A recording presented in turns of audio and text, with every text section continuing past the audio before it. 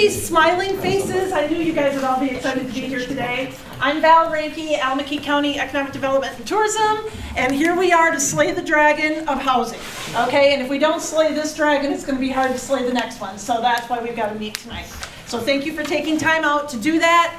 The deal is that we're going to have each one of these people speak probably 5 to 7 minutes, and there's going to be some discussion time after each one. And then we'll kind of wrap it up, and nobody can leave the room until we have a way to fix the problem, right? So we should be done at 8. I promise. Okay, so need to talk about that. There's water back there, but we might be out, and there's a few snacks, and there's some open spaces up here. Anything else I should mention? Sir, is there anything else I need to mention? Nope. We just made sure that everybody signed in, otherwise we'll get the piece of paper to you, and so we keep on time. I am going to turn it over to Gary Bowden, and for those that don't know, Gary has spent the last few years here in Waukon. He actually has a 40-plus year career in city management, but his last 4 years have been here. He tells me Waukon is his 6th and last city that he's going to work for, assuming his wife Ruth lets him retire. So his work in community economic development has included downtown, commercial, industrial park, single and multi-family housing expansions, and in doing so, his work has emphasized the land use planning, construction, public sector, financing components of project development. So at this point, I'm going to turn it over to Gary Bowden to spread some knowledge. Okay. Well, I think the message that the City of Waukon is trying to express as far as this project of trying to develop housing is concerned is that we're ready. And we're ready not just because of Sarah and Val and myself working on economic development, particularly as it relates to housing. And let me tell you, Sarah and Val are very experienced people in doing the kind of work that we need to have done for housing. We also are ready from a fiscal standpoint. We have about to open the street, 8th Avenue Southwest, probably in the next 2 weeks for the Plattston subdivision. The city's made a commitment of $2.5 million into that project through tax increment financing, and another $750,000 from SRF grant funding for the stormwater detention. That's a lot of money for a subdivision. On the other hand, we think that there's some very good payoff for that. Obviously, the Family Dollar Tree is about to open. Steve Plattson's about ready to break ground and do a relocation and a significant expansion of his car dealership. And of course, we have 5 acres that are shovel ready for an apartment complex. And we've been marketing this, we've been making contacts with developers about this project and about this site for the last 2 or 3 years, most earnestly in the last 12 months or so. And we feel we're close, but we still are trying to figure out what it takes to take that next step. We think that somehow interest rates maybe have had some impact on this. On the other hand, I don't know. I mean, there's always going to be a cost involved, and I think the real question here is what kind of combination does it take to invest and simultaneously to build an apartment complex. But the apartment complex isn't the only thing that we're looking at. We have put in the ground water and sewer for a duplex development that could accommodate 8 buildings, 16 units. And we're working with a property owner on the development of a single-family subdivision. Not that it's going to happen next week or maybe even next year, we don't know, but there's a lot of work that has to go into evolving a plan and a phasing of a plan for the development of single-family housing. One of the things that I'm talking with the assessor's office today is that we know that there's a downturn in sales of houses in our community. Last year, there were 58 houses sold in Waukon. And that was, the last time we did that was 2016. In 18, 19, and 20, we were selling over 70 houses, and in fact, 2 years ago, we sold 79 houses. Now, Daryl could probably tell you that the time on the market these days is very small. We have quick turnaround. I drove through the town extensively here the last 2 days, 3 days, and I saw 2 for sale signs, and I just wonder how long they'll last. We need to have housing product here. We know that there's development pressure. When we talk with industries, with the hospital, with schools, we know that there is a need for housing. And for, I don't want to call it affordable housing, but housing that people who are earning a recognizable wage can move into, whether it's rental or, for that matter, single family or single family attached. The trick is that we need to get to that next level. And some of these gentlemen here tonight, and Shelley, may be able to give us some insight as to what it takes for us to go to the next level. So that means discussion. You're all just jumping on that, right? Okay, let's hear from anybody that has rentals. What's it like? How many calls are you getting when you post a rental? I mean, talk to me about rentals. I know that there's people in the room that have rentals, so bring it on. We don't even post. You don't post? Because there's enough people that you can just connect up, okay? I mean, I have my own private rental property. We don't handle rentals per se Right, through right. the office, but I bet we get 15 calls a week. Okay. Anybody else from a rental perspective as to what it's like if you have an opening or people calling to ask? The problem with it is a lot of the applicants are probably, how do I say this, less than approvable, Okay. a majority of them. We've had vacancies that's taken some time to fill. What kind of units are we talking? New units, multifamily attached, lofts? Multifamily that we handle. What type are they? It's like a 30 unit building, newer, older? I have one that's 10 units that was a redevelopment of a former nuns convent trying to cater to 55 plus, handicap accessible. Another one is open to any demographic that's was a remodeled motel. Anybody have a house for rent that, as of late, that you posted? How many people called on it? Anybody had anything? I have an anecdote for that. Our park and rec director owns about 4 houses, and he had a vacancy after a long tenancy. And he put it on Facebook on a Sunday and got 76 hits by the following Thursday. How about employers in the room? If you are hiring someone from out of the area, looking for a place to live, any comments, any thoughts? I need you guys.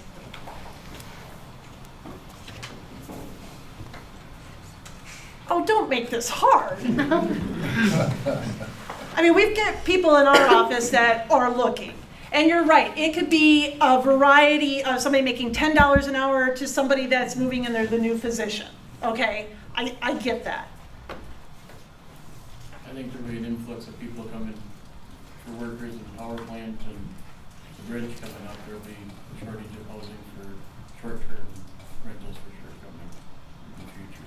True, the bridge going into Lansing, agreed, and with the plant in the process of being tore down. How many, I guess I'm kind of curious, how many houses and apartments were taken out of the long-term, just look at all the Airbnbs and VRBOs. Well, that's the problem, isn't it? I mean, that's a majority of the problem. They've been pulled for short term, especially the river towns. Not that that doesn't play into it, I can't disagree with that. Anybody else?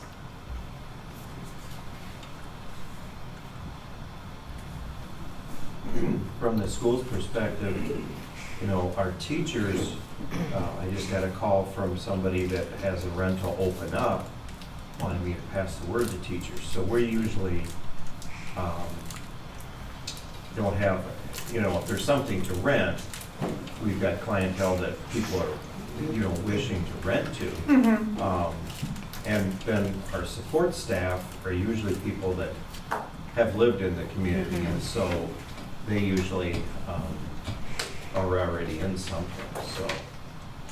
But it's, one of the first questions, of course, when you interview a new teacher is, are there places to buy or rent? And it's, of course, it's tight. Any other perspectives out there, whether you rent property or you're an employer? Larry? I just did a couple higher end rentals and they were all rented before I was done. Each one of them, I had somebody that wanted to be in there before I was ready. So they find you if they know you're doing something like that. So. How do you define a higher end? What rents? The top end one is $1,100 a month. Okay. For here, that's Single family. single family, and it's an upstairs apartment, it's a loft apartment. So that's about as far as you can stretch it and walk on, I think. Is that the high end of rents here in town, 1,100? I don't know for an apartment, maybe you get more for a house, but. Yeah, for apartments. Okay. I would say.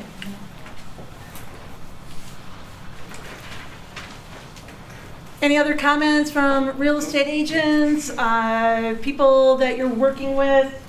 Timeline for houses that turn over, we kind of alluded to that. Stuff is faster again right now. It was a little bit slower in late spring anyway for us. John Stace can probably add to that also, but it's been ridiculously crazy now the last 2 weeks. We're about out of inventory in Waukon again. Right. Okay. How's our time?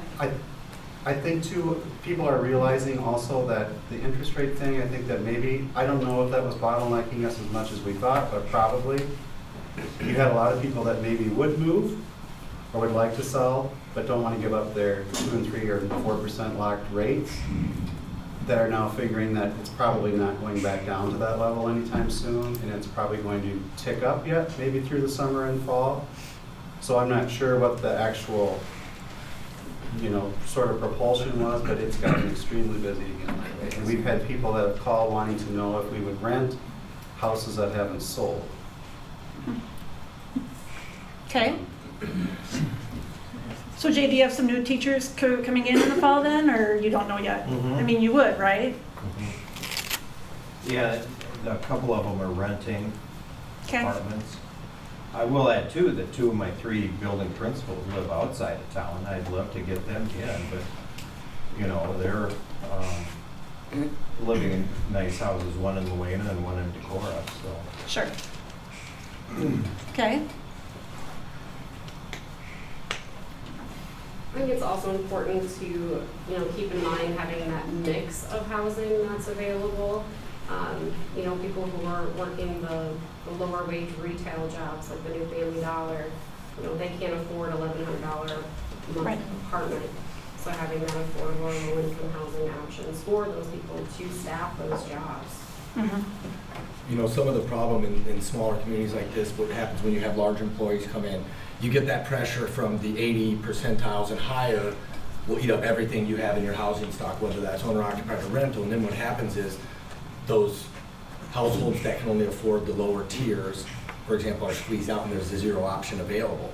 Because people end up, if they have to have a house, they will take whatever they can so that they can work the position. And so unfortunately, it's a very fine balancing act in your city. I'd love to see that housing report, but you can see that cycle too, because you'll have, like you said, you'll have a developer come to town and say somebody puts on 60 units or a large number of units in one or multiple buildings, then you'll see this equilibrium occur.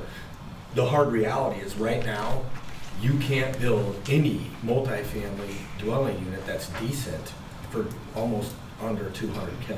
I mean, it's getting to that point. I looked this morning because I was like, I better know what I'm talking about. I've done 36 projects that have layered workforce housing, Greenfield, Brownfield, or local TIF or abatements in the last 8 years. Of them, in 2012, we were building multifamily units at 100K a unit. Well, you know, we tried to price some units up here And we were at 175, and again, these are base, these aren't bells and whistles, amenities, neighborhood amenities, or in the building, talking what I would say, builder grade, 10-foot bedrooms, decent kitchens and cabinets, but again, nothing special. That's what we're dealing with. Now you pair that some of our interest rates. Think about this, a $10 million project at 3%, $300K a year, that's, after you get above 5, it doesn't make financial sense. Your rate of return is so crappy. We can get 6% on our cash on cash right now, sitting in a zero risk investment at the bank. You mentioned, there's only 2 ways that this economy is going to get right. Regardless of what side you're on and the piss and match that occurs between the 2 sides, the government overspent, no matter what. And right now, you have 2 options. They either jack that interest rate up, quit screwing around, because all they're doing is dragging it out for 3 years. Get legal immigration back, so we have people that work these jobs that we're lacking the 7 to 11 million 25 to 45-year-old men living in their mom's basement right now, not working. And the government has to stop spending, or they just drag this out, and it will drag out until you see 11 million people no longer working. The construction industry right now, our single-family homes, we build about 50 a year back in Cedar Rapids, Marion area. You're seeing right now the subs on the single families, because the backlog doesn't last as long as our big multifamily projects. You see subs begging. Just the other day we did some stuff. The concrete guys were calling, saying, hey. So now you've got the trades are finally feeling that pressure. The multifamily, what's going on is we've got projects that we financed. I don't know how we pulled it off. 8 months ago, locked in the financing in that 5s. I can't make a pro forma work over 6 for any project, no matter how much incentives you throw at it. It just doesn't work, and that's a nature of where we're at with, we have labor issues, obviously driving costs up, and the cost of labor. You have your interest, the construction time frame is killing you, because nobody has pride in their work. They're taking anybody they can that's got a pulse, and so your projects are dragging out 40 to 50%. Okay, compare that with that large interest rate. Okay, you can see how quickly these things are being ate up. And then again, appraisals. You can't get appraisals. Appraisals have done an about face on what they did a year ago. So right now, even on a single family home, most people can't get it to appraise. So now you have limited your buyer group to a group of people who are desperate, fear of missing out, buying homes, overpaying, arguably they're not, but they're having to pay cash. Well, there goes 90% of the people in need, because they don't have 50 grand in a coffer sitting around to make up that gap that the bank's gonna say they need for a down payment. It's frightening, quite frankly, for us. Well, and talking about the down payment, we've had some down payment assistant type programs that I'm sure Michelle will talk about, and some things like that. There's a lot going on. That's why this is an issue, right? It's not an easy fix. Anybody else out here have something to say right now? I just want to ask real quick, as far as rentals going, the small towns a few years ago, there's a lot of push for main streets in small towns to put apartments above businesses and stuff. There's a lot of money out there for it. And I still, when I'm going around to the different counties, you still see these small towns with empty upstairs places. So I didn't know if there's, Bill, do you know if there's any more money out there to do projects like that in towns? There is, although the best one is if you're a Main Street community. Okay. Which a lot of small, I'm talking rural small towns. There are lots of rural, not lots. Lansing. Yeah. But there are some very small Main Street communities. But IEDA has tax credits, and I'll talk a little bit more about that. That can be leveraged for upper story development. But the trick there is if you're doing a single building and you're rehabbing a front and a back of a Main Street, commercial building downtown, the cost of that rehab, unless you can spread it out over multiple buildings and improve the cash flow on that project, it's tough to do onesie-twosies in a downtown, unless you have the ability to do the equity yourself. If you are a builder yourself, or you're married to a builder, or have a builder who's your brother or sister, then suddenly it becomes a lot more doable. Right, but I do think there are some smaller towns than Lansing, though, that do have places that could be rental properties. Absolutely. Well, and workforce housing is one of the programs at the state level that identifies and earmarks a large portion of their annual stipend towards smaller communities defined by under 30,000, et cetera. However, again, you're back to that conversation of enticing the younger entrepreneurial-minded guy or girl to take on one of these and be their first rental. The system's kind of set up for the guys like us who have had a bazillion of these awards, you know, a big scoring criteria. So it's, again, another thing, working with Debbie at IEDA, Governor Reynolds, and they're aware of this. And you'll see if you pay attention to details in the workforce housing in the Grayfield, Brownfield, there's already some provisions coming back in with greenfield development and stuff.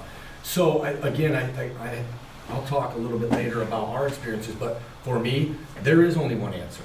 And it is, how do we backstop this, okay? And that needs to come from the states. The little communities don't have the resources. Right, You correct. guys have a TIF, you have an abatement, but very limited, and you guys know how delicate that is. Until all these variables we've talked about come back in line, which may never happen. Yeah. I think the immediate problem that, I know we have a problem now, but in the next 6 months, housing this workforce that's going to show up at the river, Yeah.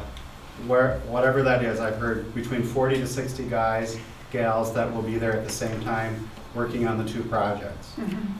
Lansing can't fill them, they will infiltrate everywhere else. What's going to happen is, it won't take people long to figure out if they have a rental. These guys are gonna pay a lot more than the people that are renting now. If they're on a month-to-month lease, they're gonna give them notice, those people will be gone, because some of these guys will be here 3 to 4 years. Then you're gonna have a real problem, because there will be nothing left to rent, because they're all gonna get soaked up, and the supply and demand is gonna just cause what's left to rent to go sky, and people can't afford. That's the immediate problem that I see right now. You know, I know some of this stuff is longer term than others, but I think that's going to happen quickly. You know what they're gonna do? Have any of you been to Bozeman lately? We have a 300-acre development on Whitefish, and I was in Bozeman a month ago. They literally, their streets are lined with campers, vans, their employers, there's these subs that are working here. I mean, there's literally thousands of makeshift housing. It's horrible, because of the same reason. Nowhere to go. Nowhere. And it doesn't take much to upset that here locally, because you have a very, very small, finite amount of available any housing. All right, so let's do this. Let's move on to our next speaker, and then we're going to go to Scott Tim. He's actually been with Iowa State University's Community and Economic Development team for 14 years, the last 6 of which he's actually been based out of Decorah. He's a member of the local government and housing team, and he actually delivered the RHRA program to 12 different communities, and he actually led ours. So we have Scott here to kind of bring you up to speed as to where we're at with that. So I'm going to turn it over to you. Sure. So we've been doing this RHRA program now for 3 years. We've done 54 communities we're at now. And the purpose behind this program was it's really to kind of jumpstart discussions and planning around housing. And it seems like it's really taken off in Waukon, which is awesome. In fact, when Val and Gary and Sarah and I met a year ago, it was outside of the grant cycle. This is usually a grant-funded program, but they said, we want to go. And I talked with the folks on my team, and they were like, let's do it. So we had a great turnout in Waukon. We had great survey results. We had a really good team. It was really interesting. So what this program does, it's different from like a housing needs assessment. This is really, it's a chance to hear from your community. It's a chance to bring in people in a committee that kind of represent the community really, really well. And to really look carefully at what's happening in Waukon and try to figure out what kinds of solutions are there. So as you're looking, you've got these sheets of paper out on your table. I'm just going to highlight some of the things that stuck out to me as we were doing this research. So there's kind of a research, we do a deep dive into ordinances and policies, and we look at your housing, what's been up for sale, what's currently up for sale, prices. We access data on household information, salaries, workforce, all that kind of stuff. And I'm just going to kind of go through some of the things that we brought out in this report that I think are kind of interesting. If you look on page 5, in that income range, I think it's really interesting to see, as Chad was alluding to earlier, it used to be, Habitat for Humanity, those kinds of homes, you could build them for $125,000, sometimes $100,000, depending on if you had a lot of community input or donated land and all that kind of stuff. Habitat can no longer build anything for under 200. I mean, it's just impossible. So when you look at that range of people who are in that income range, you're looking at, the majority of people in your community are making, under $100,000. And you're looking at that range from maybe 40 to 80 as kind of the big lump of where your housing is. And then if you look at that just to the right of those numbers, that kind of translates out what they can afford to spend on housing a month.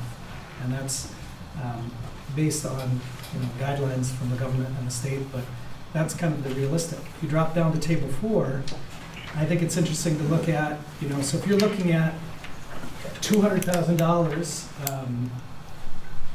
kind of what you need to build a house, you're really just looking at those earners that are $75,000 and up. That's really your market for any new housing.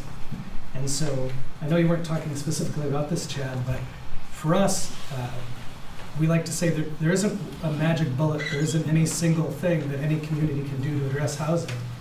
Well, we found that there's a lot of things that you can do, and you have to really chip away at it from a lot of different directions. I'm going to drop to table. Was that no? That's not just rent. That's rent. That's utilities. Yep. Yeah. So you're thinking when we were talking about like that 30%, that magic number. I remember my dad was like 30% is what you can spend on housing. It is housing. It's your insurance. Yeah, all that is built into that number. And then, like I said, if you drop into on page 6, table 5, what Abby did here, which I think was really brilliant, was saying, here are the number of households you have in that income range, and here are possible housing needs that you could be spending time on. And so if you're looking at 15,000 to 99,000, there's none of that is saying new homes. And the vast majority of the people in your community land in that space.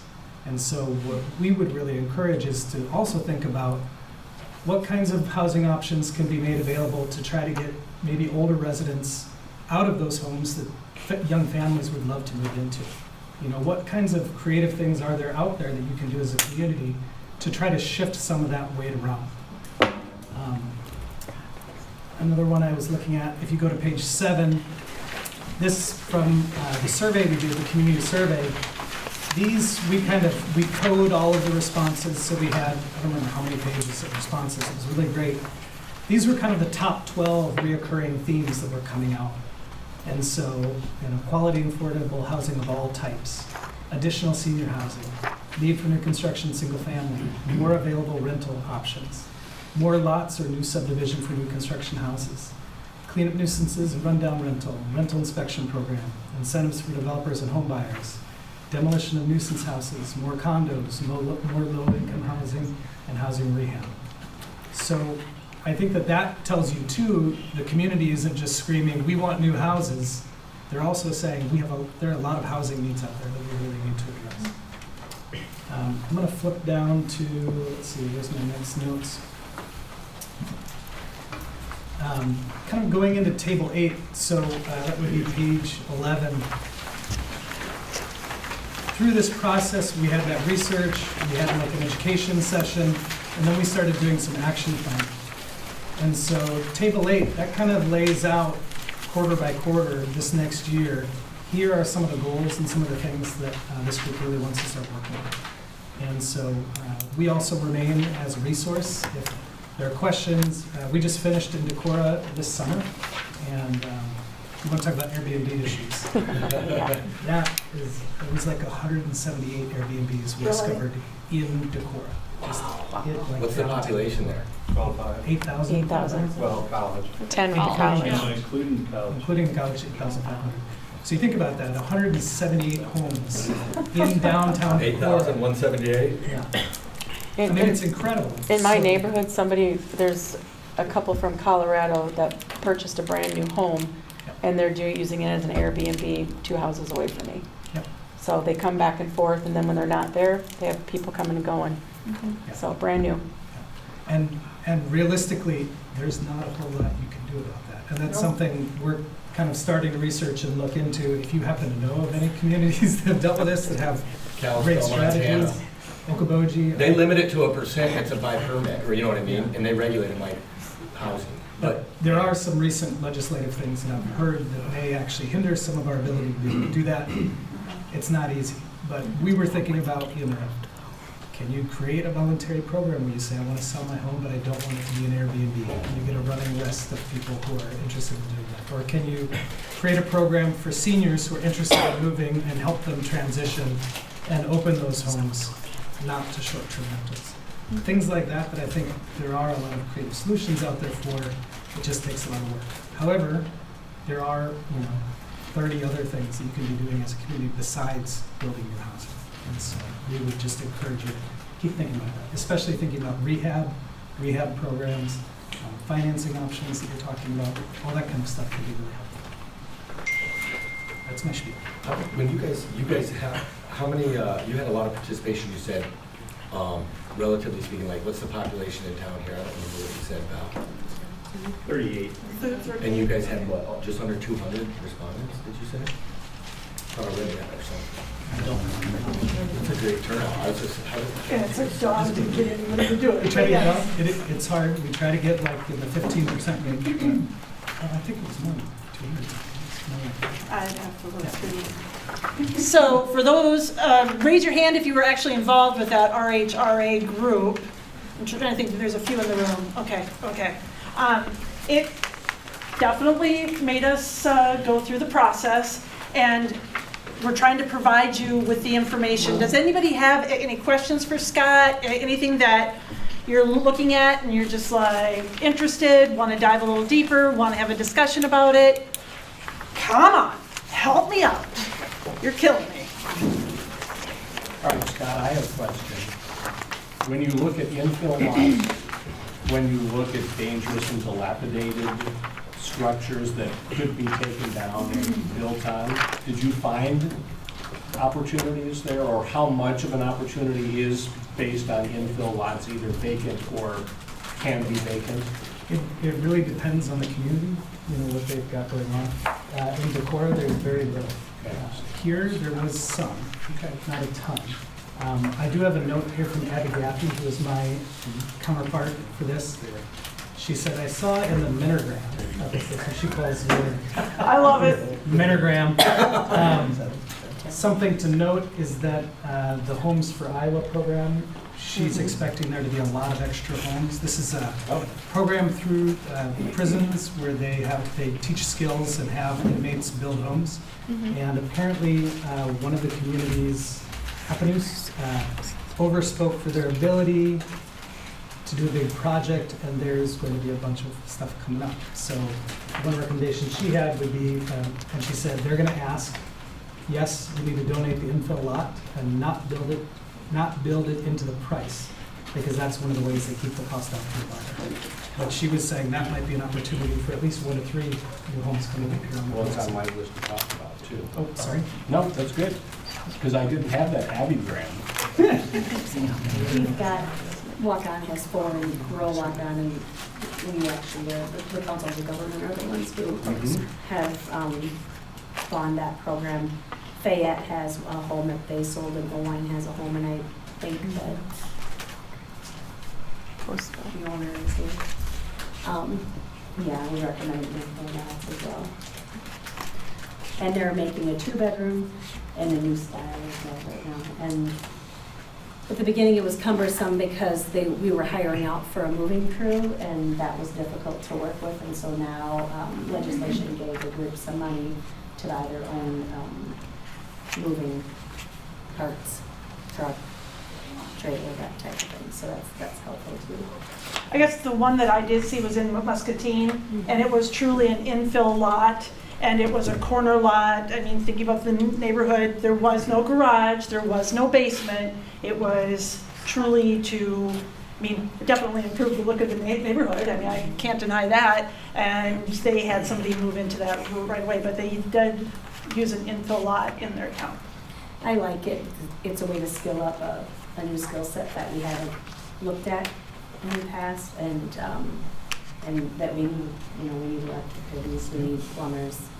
But they're kind of moving so fast out of the system at that point that it's hard for them to get a certificate, but. Oh, one thing or another. Any other questions regarding the information that you're seeing in front of you? Anybody? Clarification, anything for Scott? I have a question again. Scott, do you know how many condos are in Waukon for that transitioning from, from a single family home into a condo as people are retiring? Do you know that? Off the top of my head, I don't. Okay, because I know that that's something I've noticed, like in the Decorah area, they're building so many condos that it is transitioning into the housing for retirement. And I know I've heard other people mention it here too, that's maybe something Waukon to consider as the condo. So I was just wondering if is there a lot, people that live here, are there a lot of condos around, or?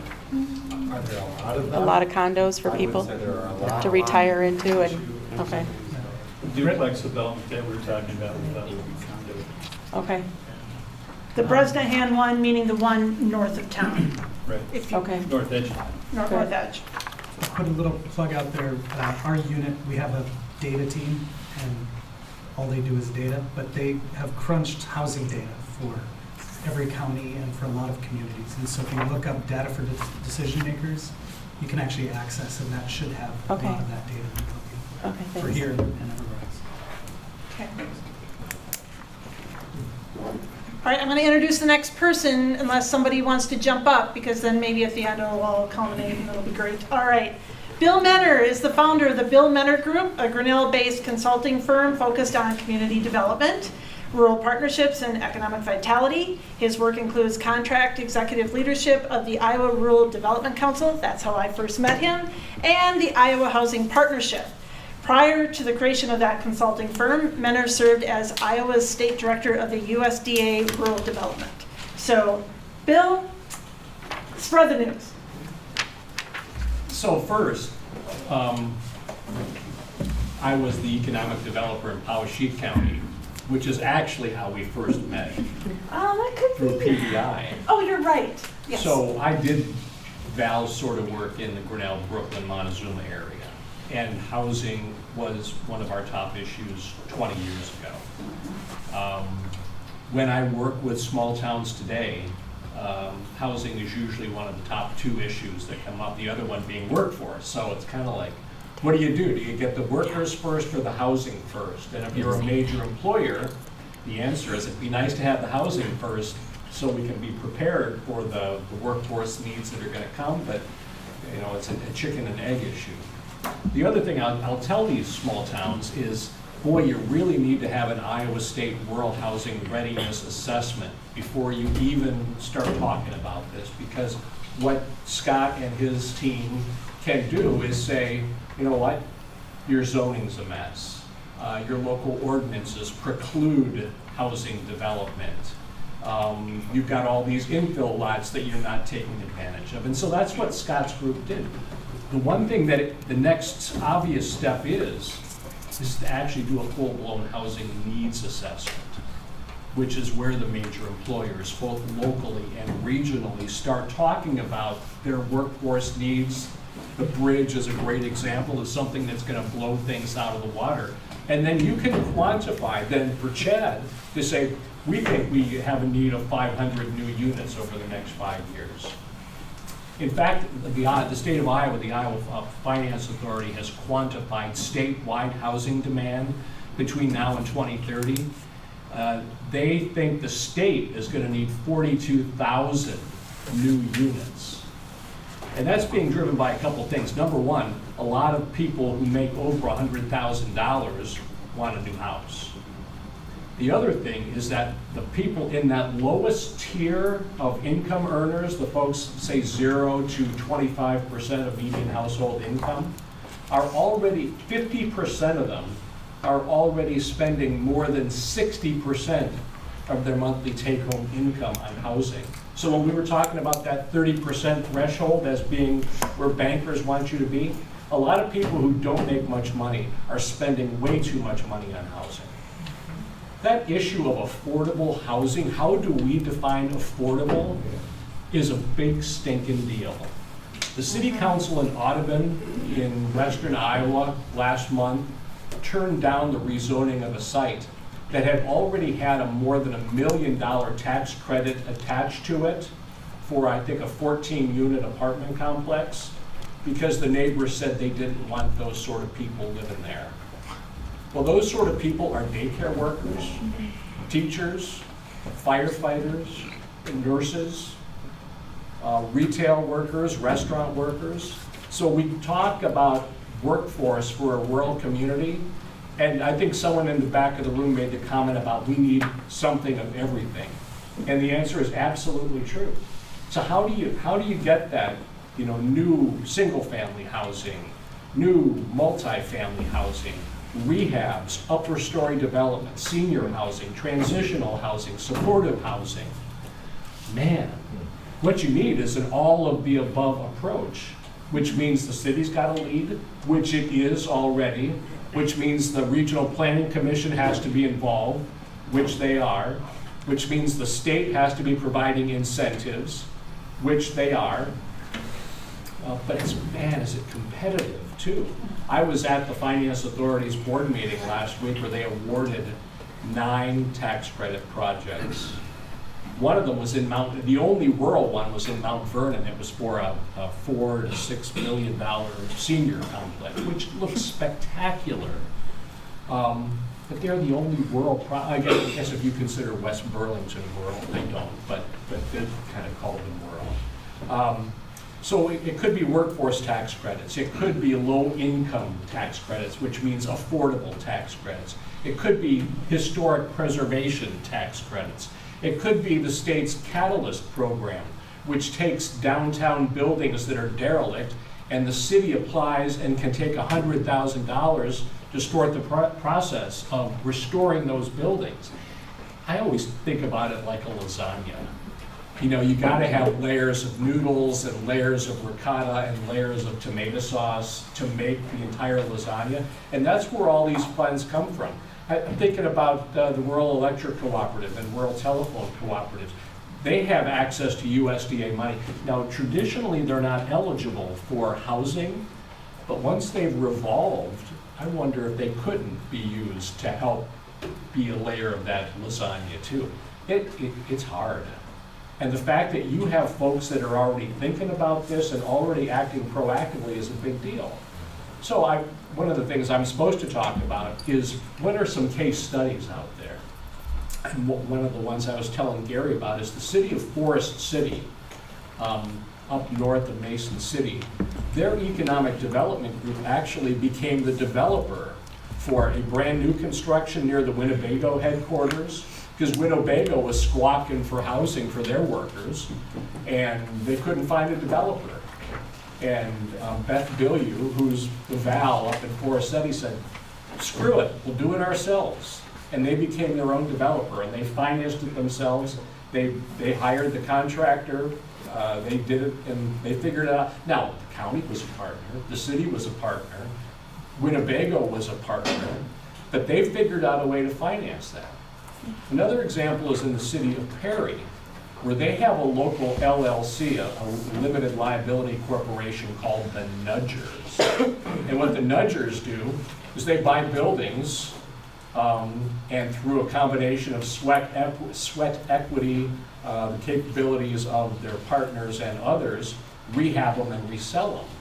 And the Nudgers have come into downtown Perry and one by one picked off downtown buildings, rehab facades, restored the lower levels, and done upper story housing. And when they resell them to whomever decides they want that building, they make a little cash. And then they roll the proceeds of that project into the next one. Now, it takes a while, but they've been at it for a long time, and they've had a huge impact on downtown Perry. I think, Gary, you mentioned the school district. The city of Marion, and Chad, you may be aware of this, Marion has a program where they work with the community college, and they work with both school districts, Marion has 2 school districts, and they rehab houses. Those high school students do it, and it comes into the ownership of Marion Economic Development that drives the bus on this, and then they resell it. So you're taking sometimes dilapidated homes that you think there's no way this can be rehabbed, but in fact, these high school kids wind up doing it with adult supervision, with the ability to establish some skill sets moving forward. One other thing I forgot about Perry is they have 4 Homes for Iowa buildings that they got from the Newton prison, and were able to place on infill lots. The other interesting thing about those Homes for Iowa homes is that they are capped in price. Once you build it, you can't jack up the price to $300,000. There's a cap on that for, I think, a certain period of time, Michelle. Yeah. Yeah. So I was in Creston. In fact, I'm going to be in Creston tomorrow morning. The mayor was telling me, goes, "Oh, I'm so excited, we got a housing development coming up, and we've got a bunch of homes that we're gonna sell to doctors at the hospital." And I said, "What are the price points on those?" He goes, "Well, it's a development of $400,000 homes." And I said, "Well, Mr. Mayor, that's great. Where's everybody else gonna live?" He said, "Well, the doctors are probably gonna move out of some homes, and that'll free up some things too." And I said, "We gotta think more broadly about where are the workers in Creston, Iowa, which is a railroad town if you're not familiar with it, where are they gonna live?" So we get back to that issue of affordability. And the issues you raise are important ones, but at the end of the day, if you start leveraging state, federal, local, county, nonprofit, philanthropic, you name it, those lasagna layers, that's how you get it done. But the fact that so many of you are here tonight to think about this strategically is a big deal, so congratulations. Thank you. I'm really glad we have all these people here too. All right, questions for Bill? I'd just like to comment that basically in your layer of lasagna, basically reiterate what Chad said, it's not doable unless it's subsidized. Well, that's where the state and the federal tax credits come in. But everything we're talking about, it has to be subsidized because it's not affordable to do and make any profit on it. And that's the Taxpayers case are in, paying for it at the county level, the state level, regardless. it's the case in every small town in America faces the same challenge. And that's because we're risky, inherently risky if we live in a small town, because there's not obvious demand that there is in urban areas. They can make a lot more money building houses and apartments in big cities than they can here. So the only way we can get them to come here is to cut them a sweetheart deal and give them money up front. That's how electricity got into rural America in the first place. That's how broadband got here, is that we've got to pay extra to get them to do stuff. And the way we pay them extra is to subsidize it. Otherwise, they're not coming because we're too small and we're too risky. I'd like to point out too that it's not just the tax dollars that we're spending on it. I think it's well invested to have the people here for what they spend in commerce, the jobs and the taxes to pay on that also. So Absolutely. The economic impact is tremendous. You know, when you have people that work in your community, living in your community, everybody benefits. Your major employers benefit, the schools benefit, healthcare benefits, the local retailers benefit. You're exactly right.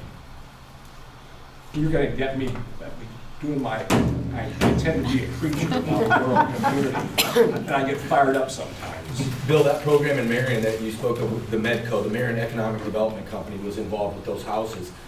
I'm on the HBA, the Home Builders Association board. That board got behind that. I mean, Jim McGrew, who owns one of the lumber yards, donated. So it's almost infectious. So what I envision will happen now moving forward is a heck of a lot more outpouring of support, financially, work in kind. And it's those types of programs. You got to just find the one that fits, right? It's turning these dials.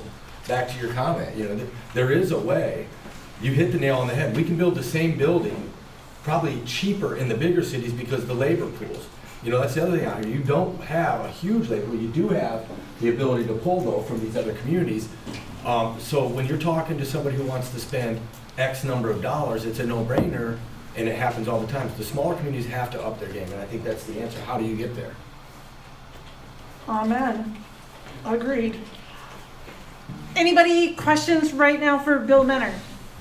I will also say, when I was the boss at USDA, people always said, how can we incent developers? And the answer is, most of the USDA rural development programs are focused on home buyers, to an extent on renters through rental assistance, but there are loan guarantee programs for multifamily housing development. Now, the tricky part is, okay, well, maybe you can take a guarantee, and this would be a good question for the bank. You know, if USDA is guaranteeing 90% of a new apartment complex, will the bank cut them a deal on the interest rate if they're only taking 10% of the risk? So, I mean, that's something. No pressure. But at the end of the day, USDA is more focused on the customer as opposed to the developer. And that sometimes it's through guarantees for mortgages. Sometimes USDA becomes the actual lender on a mortgage if the bank doesn't view a potential home buyer as creditworthy and USDA disagrees. They'll make the loan to them. And that's part of that layering too. HUD has similar programs. I'm guessing maybe Shelley will touch on this too a little bit, or I hope so, but I have worked with her a bit on, I think we have some sleeping giants just right downtown. We've got residential spaces over our commercial spaces that have sat empty for decades. They're just sitting there. That could be made very easily accessible because most of them have straight staircases if they had to have some sort of chair. They just sit there. So I'm hoping someone will touch on about that because like with Larry and Sid's project that they did above our offices, they are absolutely beautiful and they're already there. So, you know, maybe the crux of it, instead of trying to figure out sometimes, I know that doesn't solve very many of the housing things, but there's a few. Well, and like we said, there's many pieces to the puzzle. And that is And it's changing. definitely a piece. You know, and I don't know if you guys have had disasters like Cedar Rapids had the flood of '08 and then the derecho. They used the state community development block grant program. At the time, for example, they did a program called the Roots. Maximum home price was $150 to be sold or $180 the first round. And they did a 5-year vested 30%, I think it was, down payment assistance to the buyers for 5 years. Now you see those roll out and they're selling and making a good profit. Now they move into the 250. The most recent one's the derecho recovery. Now they're trying to cap those housing prices at 175. And let me tell you, with all the subsidies, that's very nearly impossible. If we weren't developing the ground and gifting those lots, we couldn't make that work. So again, the state is receptive. You guys know this. Debbie Durham, who runs Iowa Economic Development Authority, is an amazing, wonderful woman who's hearing these and will quickly, really nimble at making changes. I mean, she's taken IFA and some of those programs that had a Bible this big and said, streamline it to 10 pages so it works, right? And so I think that what's going to happen, this is more global than Waukon. And so I'm hopeful and I'm optimistic that they will also step up to the plate. I don't know what that looks like. It could just be like those multifamilies. There was a program, we did a 10-unit multifamily project that was about $1 million project, and all but $300,000 was given to us in that CDBG. Now, it was in a blighted neighborhood, near a school, you know, had all these criteria. However, once they qualify, they're huge, deep subsidies, and all you're doing is bound to an 80% LMI, so a rent that's higher than what you guys will get in this market. So they will have programs. I'm optimistic in some of those coming. I think what I heard the most was take a look at that plan here that they have identified in the study, the RA plan, and you can see some of these low-lying fruits. They really work. You're going to have that problem. Like you said, first it's going to be the workers taking the housing, all of it. And again, do you blame the guy who knows that you can rent your unit for 3 months and get the same 6 months worth of rent out of it? No. Traveling nurses is another fine example of how some of these rents, we do a mix of all. I'm always saying, how nimble can you be? Long-term rental, short-term rental, for sale. We do a lot of zero lot lines instead of condos. Mainly because the financing with condos is the nightmare. We still have an HOA strong. We zero lot line them. They transfer with deed. The financing's easy for all. And you just handle all the legalities through what we call as the restrictive covenants. It spells out in there that, hey, if there's a disagreement or something, it's handled through mediation, you know, and so there are ways around some of these hurdles that come up. Unfortunately, it's like you said, it's constantly fluid, it changes every year, and our strategies change. So let's get ready, right? We need to be ready. All right, let's do this. Let's go to Dennis Lyons. He's been in banking 30-plus years, all in Alameda County as a residential, commercial, and agricultural lender. In addition, he has experience developing residential real estate both personally and as a member of Waukon Economic Development. So I will turn it over to you. Thank you, Val. Unfortunately, I'm too close to home to be an expert. And I'm not going to pretend to be an expert here, guys, in the housing field. I've done it a long time, financing, dabbled in it a little bit personally. And I tell you what, it's a bit intimidating to sit here and hear some of the numbers being thrown around as far as costs and all the issues, but there is also a lot of opportunities. We have a really sound group of banks in Northeast Iowa, in Alameda County, that have money to lend, and we will work with anybody to look at projects, be it rehab, be it new houses, be it multifamily, what have you. The banks are solid, and they want to do that and help our communities in Waukon. It's kind of interesting, what I'm hearing from the panel here is to solve this housing issue, we aren't going to just build brand new houses. We got to do a little bit of a lot of things. This morning I was looking at a webinar, a dairy industry webinar, by the way, and they were talking about the most successful dairy industries, or dairy farms. The most successful ones don't do something 50% better than the other dairies to be as successful as they are. They do a lot of things 5% better. Okay? I'm hearing a lot of different things, a lot of programs, a lot of possibilities, a lot of types of housing. It sounds to me like we need to, we aren't going to hit a grand slam. I don't know how the hell we're going to house these people that are coming in to be in the bridges, working the bridge and the power plant.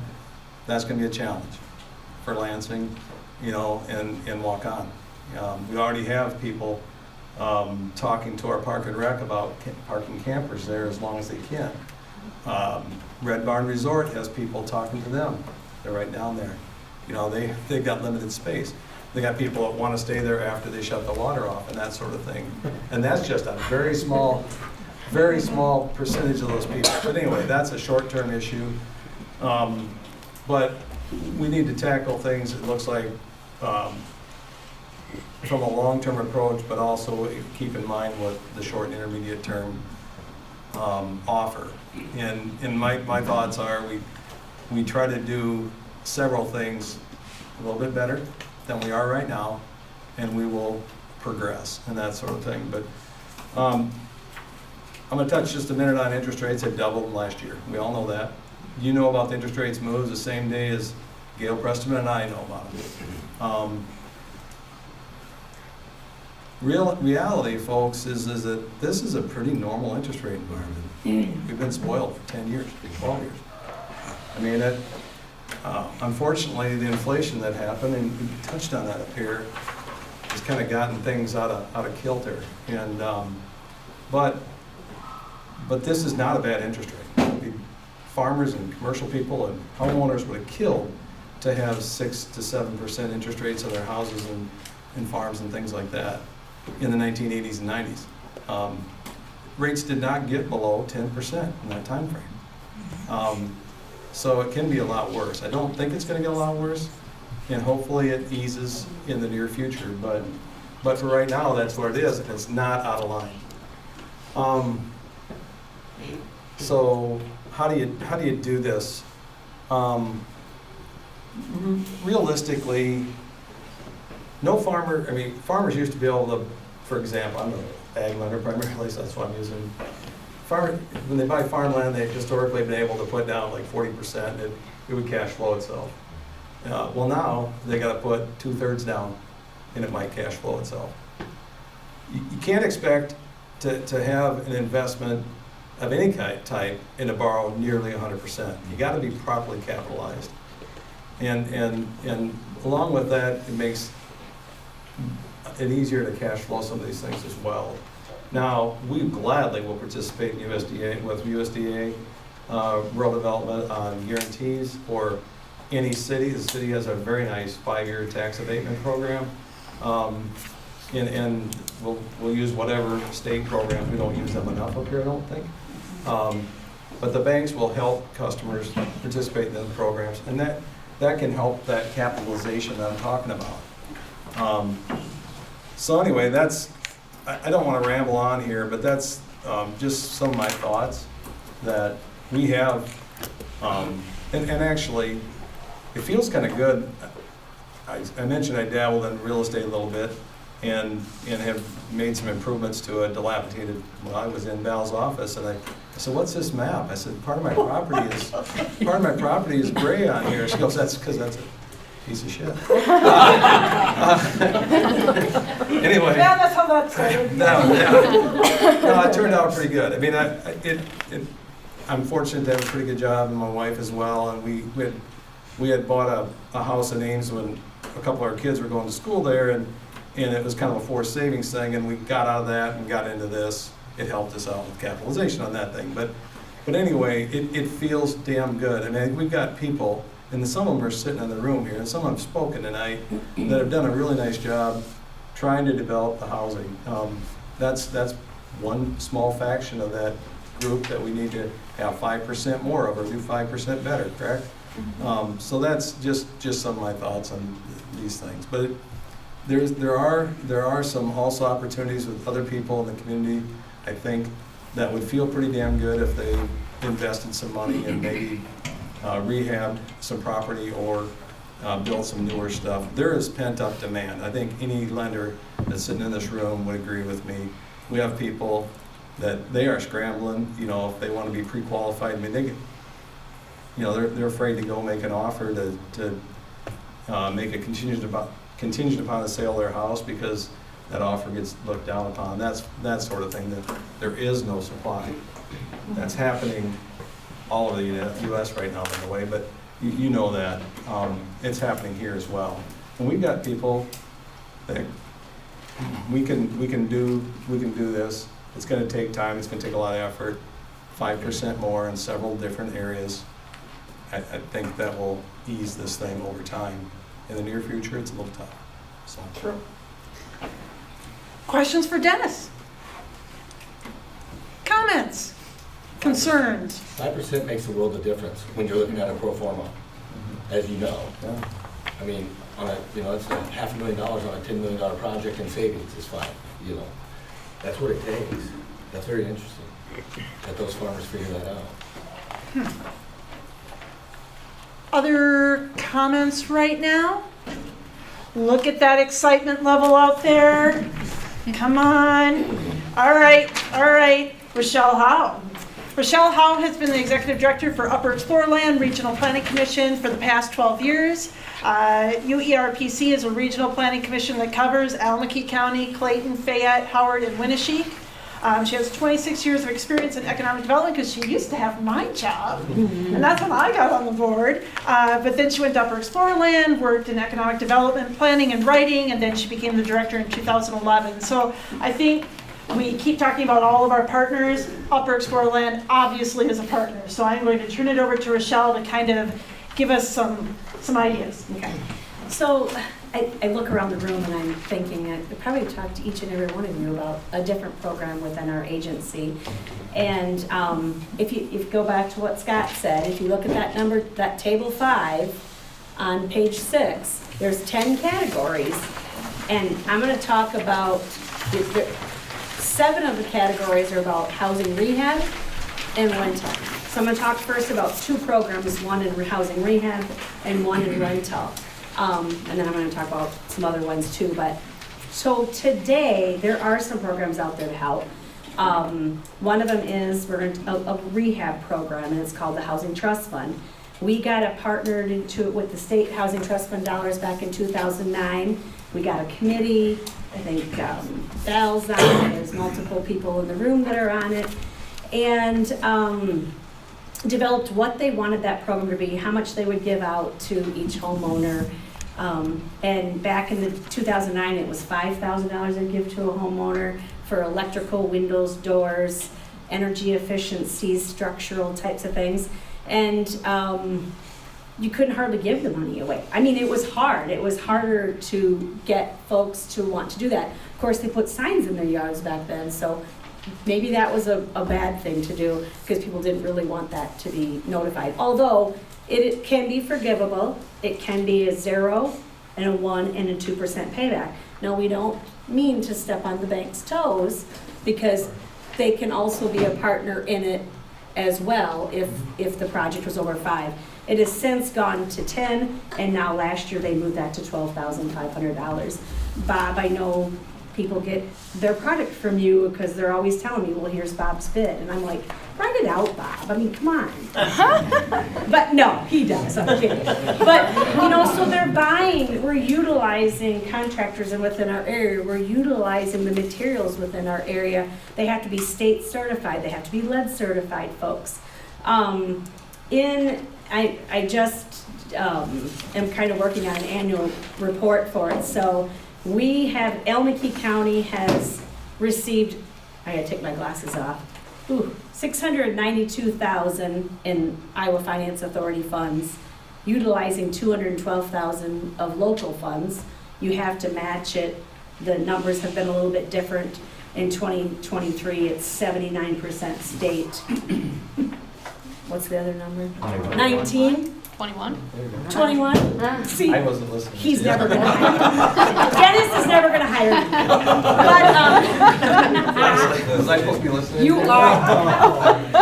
But, I have some information here too, but just like in 2022, we ended our year with 45 projects, spending all of the state dollars, as we always do. That was $320,492, we had 10 down payment assistance. I haven't gotten to that yet.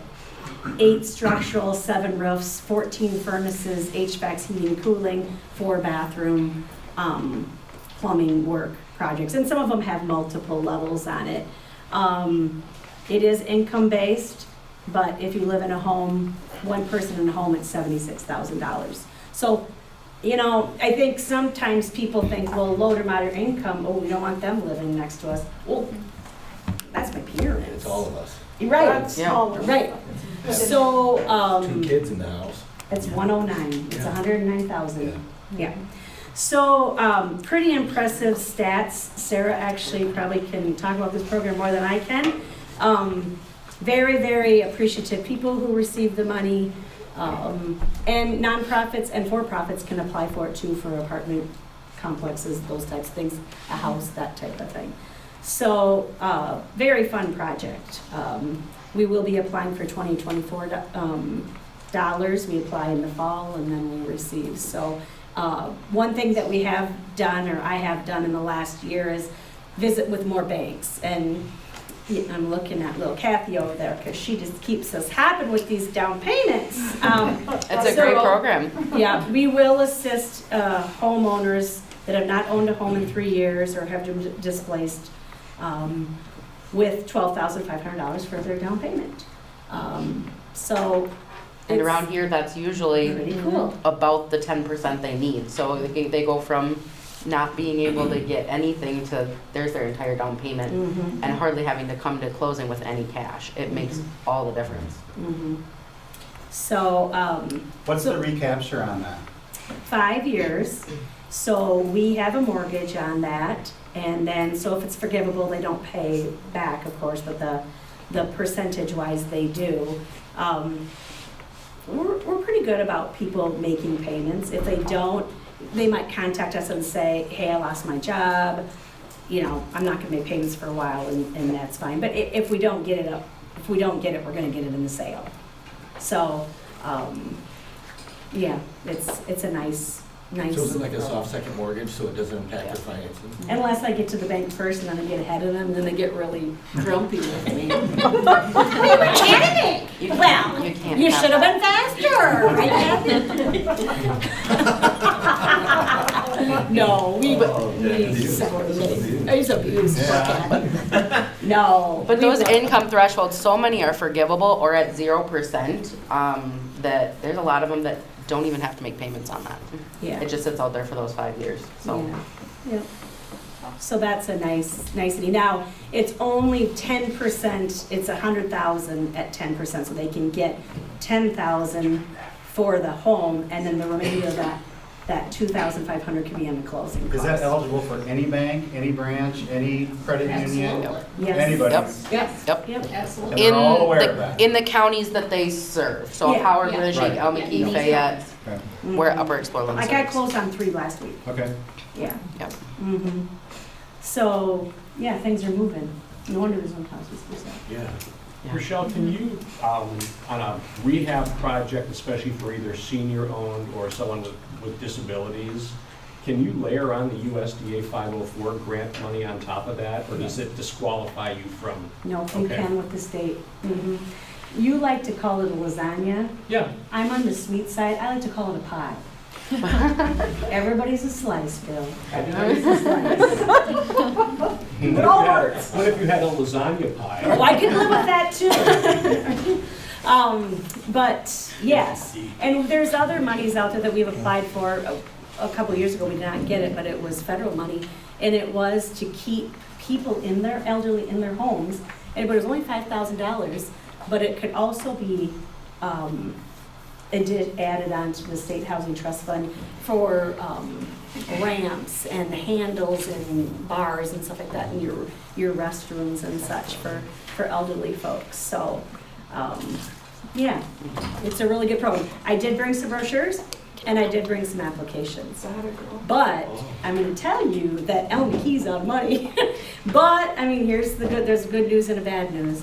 Elmekee, Clayton, and Fayette are out of money for 2023. We only have $115,000 left. So divide that by 12,500. The average project is not 12,500 though, it's actually 7,900. So it's kind of interesting. A lot of energy this last year. I think the Inflation Reduction Act kicked people into thinking, I mean, I think truly the program got interest when people were home over the pandemic, and they're looking around going, ooh, I better fix that up. And that's when it really started taking off. And we had like a wait list of 80 to put towards 2022 from 2021. So, Let me steer you back towards rehab. okay. I know, like when I was working with you, Mhm. it's complicated. So let's say you go back downtown and you've got somebody that owns a business downtown and they say, yep, Shelley, that's a great idea. I've got 2,000 square feet above my office space that's residentially, could be how do they approach that? So that's not this program. Right. Okay, so that would be what Chad and Bill are kind of talking about. You know, we could look at upper story with IEDA. We could look at the rental program. There's $1 million out there at 0%. That could be a part of it. The tax credits could certainly be a part of it. USDA could be a part of it. But the problem that we're running into, and I've talked to a couple developers and it doesn't cash flow, the city could be a part of it, let's say. Val might have some money per se. Val could write a check. Right. So there's your pie again. But they have to get down to the point where it is financially feasible. I mean, I get that, you know? And the problem that I see right now, and maybe Chad, you know different, or Bill, but you know, sure, upper story is 80% LMI, but IFA is 50 and 60. And you have to reduce your rental rates to 437. So that's well, that doesn't work. Right. That doesn't cash flow. That's the problem. Right. So that's where we need the help with Debbie. Like, no, Debbie, that doesn't work. And that's a 20-year that's 20 years of that, not just 5 with Iowa economic development. So, and 80, we could sell those. You guys could put people in your apartments and houses at 80% all day long. It's the 50 and 60 we get confused about. And then USDA has the preservation bill, and that's 30. Jeez, Bill. Jeez, Bill. No. But yes, that, we have to work on it, but I think it would make it manageable. There's only a percentage that has to be 50 and 60. It's not all of them. But we have to have enough pieces in the pie of funders to make that work for that developer. So when funds come into your office, are they allocated per county, or is it they're spread out over the whole, and whoever applies, if they're you might get 3 out of Howard, 1 out of Winnesheet? How For is the that Housing determined? Trust Fund? Yeah. Yeah, so it's kind of funny because when I was, we just take applications. So we get the money, we'll get the $300,000, we have to go out and work to get the match of that amount. Like this, next year it's gonna be at 23%. And then it's first come, first served? Correct. If you're eligible and it works, while we've got the money, it's yours. Yes, yep. But So it they is don't per county. designate that it has to be so many in No, every but it's county. funny because when I was working on the annual report this week, it's almost like 20% from each county. It's odd because it works out. And when are the funds available? Like, when are they literally in an account that you can use? Well, You so we apply- can use 2023 for 2 years. So you can use 2023 and 2023 and 2024, but we only have 115 left. The last 2 years we've run out. So then we have revolving loan fund dollars that, that 1 and 2 and 0% that comes back in. That's money that comes back in, and then our board decides where that goes. So the housing assessment that we probably applied, did we pay for, Scott? Did we pay for them with that? No? Nope, that was through the city. Okay. So the any housing assessment that we complete, we will fund, up to 10,000? 10,000. The demos, I think Waukon has done a demo, Waterville has done a demo. That's where that money goes. Emergencies, so let's say somebody comes in, people live differently, right? There is a 70-year-old couple that's out on Maud Road, east of town, and they came into my office. She is carrying, he's handicapped, she is carrying buckets of water. They don't have water to their house. It's a reality. It is a reality. It's, yeah. And so you want to say, well, we don't have that type here, poverty. Yeah, we do. But, yeah. So, but there's some emergency funds. So for the remainder of the year, what is it, July? 9 projects at 182? Once we write the grant in October for the 2024 monies, we'll know by February. So there'll be a little standstill. And then that can be problematic too because you contractors are getting ready to roll at the new year, Well, because if I remember right, when you were helping me, like, you had to apply by a certain date, but you didn't know if the funds were, it's kind of weird. Like, you have to apply for it by a certain date, but then you're not sure till the funding comes in. Right. It's a whole dance of how to get that all Yeah, straightened it's out. if the state gets their federal award and they won't give you an award, and then sometimes the grants don't match up, like Right. if your pieces of pie, like Upper Story is due in November. Well, IFA's rental program is due in May. So you can't say, you can say, I'm awarded the rental. I was awarded the rental in May, but you could put in that application, I'm going to apply in November. Well, There's no guarantee. yeah. So that's somewhat problematic, yes. But long point to answer your Well, because question. the reason I bring that up is if you're sitting on something and you're buying something and you want to rehab it and you're paying interest, you're sitting on an investment. It's tricky. Like, I feel like sometimes we just don't know, like, how does the whole thing need to move? Like, here's your date. You got to be done. This has got to be done by then, this. Because I just feel like people don't know. And they're different dates is the problem because like Upper Story is going to give you 3 years, let's say, but they start on a contract date in January, but then you won't get the May grant until July, and then that one's on a different date. Well, and the kicker It is, tricky. if you apply, if you get the one and you've got to reduce the rental rate, that makes a big difference on how much I'm going to spend, it's just, Yep, yep. I will say for the record, there are a lot of places in the state where if you asked a question like that at a meeting like this, a lot of folks wouldn't know. The big challenge in a lot of small towns is the capacity of elected leaders, civic leaders to understand all these programs. And you have a bunch of people in this town, in this county, and this region who do understand it. So there's some capacity here, but those are hard questions. I mean, you're exactly right, the layers or the pieces of pie come with different dates, requirements, income thresholds, et cetera, and it takes people with knowledge and expertise and frankly, some savvy to make them all work with you as a partner. There you go.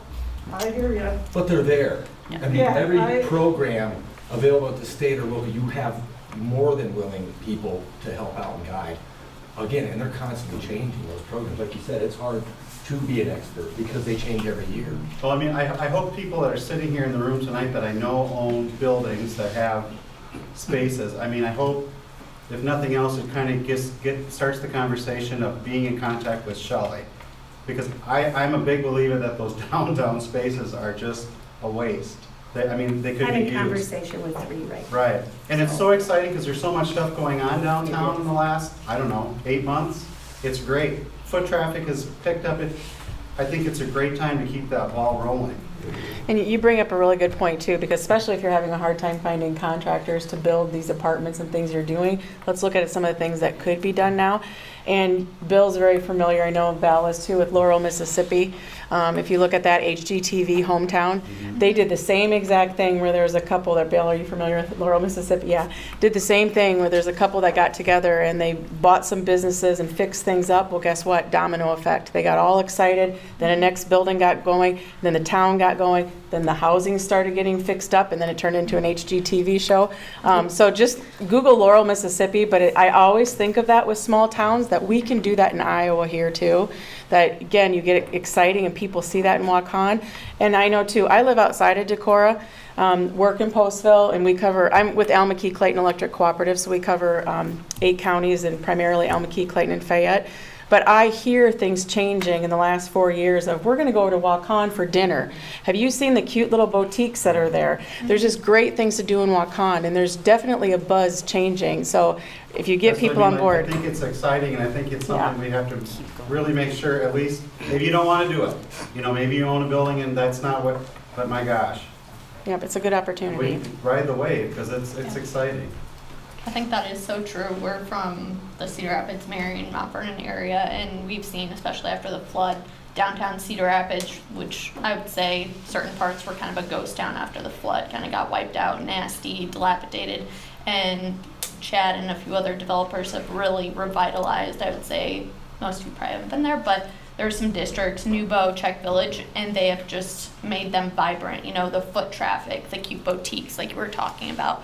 You know, it's so cool when a couple people get behind, you know, areas like that, how much they can thrive. I guess one of my questions listening tonight is you have about 40% of people that make under 50K. So those people probably aren't your people that are buying your brand new houses or able to rent, you know, your high-end rentals. Do you have a place where someone who comes in that wants to, you know, build a low-income apartment complex, do you have a place for that in Waukon? Or is it, you know, you talked about when you were trying to do that 14, you know, complex where someone said, you know, I don't want those people living next to me. You got to have people in your town that, you know, will shoot those people down and say, that's not acceptable. Everybody needs a place to, you know, live. That's my daycare provider that wants to live there. That's my teacher that wants to live there. You got to have those people with a backbone that are going to stand up for those people. And we've had those people in Cedar Rapids. I've sat, as Chad's been on a call before, and, you know,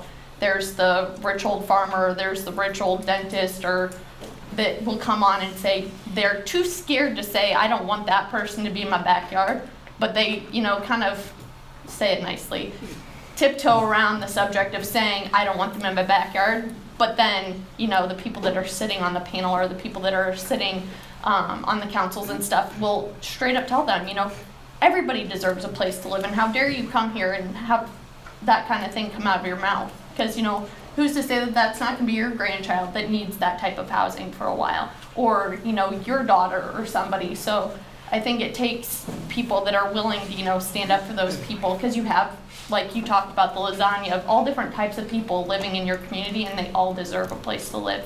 And even if it is in your backyard, welcome them in, and, you know, don't be that person that says, you know, I don't want you living in my backyard. Do you guys have any light tech or any of those?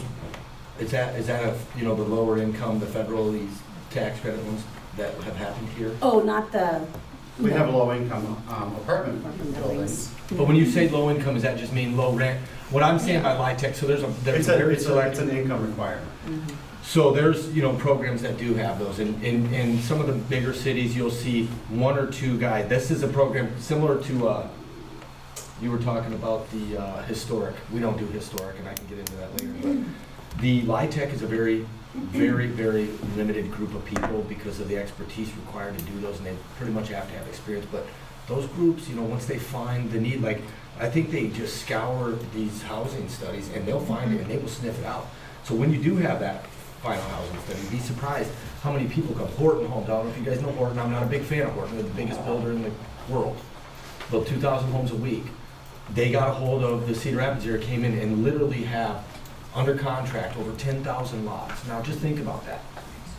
We're not gonna build 10,000 homes as a group in that community in the next decade. So you gotta be careful what you ask for, I guess is what I'm saying. But there will come out of the woodwork the qualified ones that you guys have the opportunity, because they're gonna be vying for these very limited funds, and as a community, you'll be able to choose them. You'll get the opportunity to work with some of these folks that have good properties, because they do have some bad developers in those, and I won't mention them, but you'll know when you go in one of their housing projects after about a month, just by the condition and what's going on. Another thing that happens when you start revitalizing is there's Destination Iowa funds and things like that. Cedar Rapids, Davenport, some of these communities recently awarded, and what those are is, you know, I can tell you about them, but tourism or anything like that that you can hinge behind, you can get real money for anything, you name it. Water parks, revitalization of a whole entire downtown. I mean, there's ways those funds, adult and all-age playgrounds going in Davenport. So it's interesting, I think you said it best, it starts to become infectious. And you guys are at that point right now because you have employers coming. That's the other thing that's gonna spur interest. You have it, it's natural. The chicken and the egg is like a huge, interesting beast, right? You need the housing and the rooftops to support your businesses, and you'd like to have a few employers as well, right? It's always interesting to watch the cities go fight after the big Toyota plant. It's like, where are you gonna get 3,000 people and all the housing to support them, right? We're not Cincinnati where they can do that. So again, the smaller communities, like you said, it's a very difficult little puzzle, and it's gonna change. Today you may need one housing type, in 6 months it may be saturated, and you see that often. In some of these communities, they get overzealous. That housing study is not a Bible, but it seems like everybody lumps to the easy, low-lying fruit ones, and then it's saturated. Anyway, didn't mean to hijack the No, that's conversation. okay. Nope, back to Michelle. So, and the other thing about the renters is that we have the Section 8, the rental assistance program, and, you know, we again have a wait list because they can't find places to live. So, I mean, I would encourage anybody who is a landlord, if your folks are saying, well, I'm having a hard time paying my rent, I have a little check sheet here that can help you, you know, like we'll come in and inspect the home before they would go on the program, but we have 498 vouchers. That means that we can assist 498 families, whether that's a one person or an 8 person, but we're serving 441 right now. There's a bit of a pendulum between how many you can serve and how much you pay out. So sometimes if, you know, we're paying 110% of median income rents right now. So we could go to 120, but if I think we go to 120 and then we would move you back down to 110 or 100 at some point, the landlords aren't going to be happy. But we can assist folks with rent and sometimes with their utilities as well. Waukon does serve 35, and Alameda County serves 62 as a whole. I see Darcy's here, so I'll just tell you, Darcy, you serve 25 in Postville. So, again, it's kind of like you mentioned, the young gal here, like, you know, sometimes are they problematic? Sure. But generally, what we're seeing, and we kind of looked this up, our average person on this program is 7 years, and their average age is 62. So, and we own 2 apartment buildings, one in Postville and one in Kelmer, and that's what we're seeing, you know. We want some of the elderly living in there because they don't, you know, they're really good to the apartments and that type of thing too. But we do need to go in and inspect them and that type of thing so they're safe and sanitary to live. And our people are really good. You know, one time I went into some lady's house with another employee, and an older lady, I don't know why she went up to the 2nd story of her house, but she put used cat food cans in the bathroom from the floor to the ceiling, stacked, used cat food cans that were not used. And Lori Brockway, if anybody remember her, she's like, you can't live like that. You have to clean that up. You have a week and I will be back, you know. And I mean, our people are very adamant about making it healthy and safe and affordable. So, yeah. And it's not the class, I can tell you from experience, it's not the class of people we're talking about or the color of their skin. It really comes back to accountability and managing your properties. And you can tell the difference between a good and a bad with the same clientele. In fact, those projects become more in demand because of that. And then we have a homeowner program within Section 8. So if you had tenants live there for over a year and they want to buy that home, we can help them continue to make payments to the bank on that. So Thank you. it's Do you, I mean, how many have graduated that way, I mean, to ownership or whatever? we only have one homeowner. But I suppose, I don't know, if it goes back to like the owner, maybe that person doesn't want to sell, I don't know. And I don't know if it's really, it's probably something that's not talked about a lot, like, you know, we just have to educate people on it, and that's why I'm here today, right? That's right. Did Waukon apply for the Thriving Community? Postville, did you apply for that Thriving Community application? So that would get you those special points for those tax credits. I don't know where that's gonna land, but. They say that they're gonna let you do one, well, you'll know better than me. They're gonna so what they're talking about is these communities get that designation, they get some bonus points on some of these other programs, right? Bill probably knows more about it. Right now, they're saying 1 per community, right? Can be. Well, and they're only gonna pick maybe 3 to 5 communities. And these are towns that are gonna demonstrate to the state that they're on the ball. Yeah. That they're doing proactive work with housing and community development. And then what will happen is they'll pick those 3 to 5 communities and they will give them priority points. So when a developer comes to do a workforce housing tax credit project, they get brownie points. And when, you know, those 9 projects are being selected and it's 1 point making the difference, that single point, you know, can get you a project. So it's really interesting. You know, I think that this first round is a test for the state, but it'll be, I have a suspicion, I know the sorts of towns, they're all even beaver overachievers, but there's nothing saying, you know, July 17th comes, maybe you don't have anything to do the next 36 hours or whatever. But anyway, it's all a matter of rewarding communities that have their stuff together. Do these applications have to be concurrent with an actual project? No. No. So we can just do it? Yeah, you could. It's due Friday. We're aware of this program. You'll get into it next year. They're gonna hand it over to the communities that have demonstrated and used tons of these funds to test it, like you said. But the positive thing, even like workforce housing in Grayfield, Brownfield, now they can claw back on used money. So imagine, it used to be 10 million. Actually, in 2008, nobody used them. We would apply, there's $10 million, and it was first come, first served. It wasn't competitive. And we'd get 4 projects ourselves. And it's like, wow. Then it got competitive, so it's always evolving. But one thing that never was allowed is that they didn't use the money. So if you're a developer and you don't use the money, good luck ever applying again. They're gonna blacklist you. But there was developers that were doing that. They'd apply 13 projects and then get awarded and not use it. That money went back to the general fund, so it screwed the whole group. The 10 million, 4 million wouldn't get used, 5 million wouldn't get used. Now they can claw that back. So each year now, in addition to the earmark money, which changes because Greenfield, Brownfield just got re-upped, they can pull back. And some of those years, you may have as much, especially with these small community earmarks, those are the guilty ones that can't pencil out usually. I hate to say that, but you got a lot of money coming back. So it ends up being, okay, there's 15 million awarded dollars. That's, maximum award $1 million for workforce housing, 1.5 for Greenfield, Brownfield. That's not a lot of projects. They also now claw that back. That's almost giving them another 50% projects. So that backlog, just to give you an idea, last year, there was over 100 applications, and they awarded about 20, and this was last year, roughly. So you can see how competitive that is. And it's 1 year wait.